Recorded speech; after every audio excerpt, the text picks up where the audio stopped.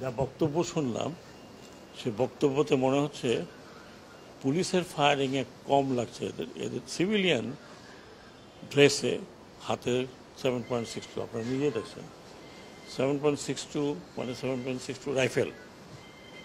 এখন ইনভেস্টিগেশন করার massive investigation দরকার যে এরা কারা, কাদের হাতে এই রাইফেল, যেটা প্রহিবিটেড রাইফেল, কাদের হাতে এটা আসছে, এই এলাকাতে কে কারা দিচ্ছে।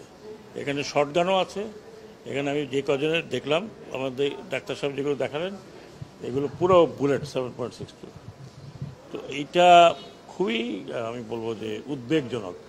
এক তো পুলিশের হাতে আছে, ইউনিফর্মে তার হাতে আছে, কিন্তু সিভিল ড্রেসে কারা আনসার এলাকাতে গিয়ে তারা বাইরেও হয় নাই, তারা কিন্তু আনসার যেটার মধ্যে তাদেরকে এরকমভাবে ফায়ার করছে। আরও নাকি এখানে তো মাত্র 7-8 জন, ওদের আনসার যে হসপিটাল ফ্যাসিলিটি সেখানেও আছে।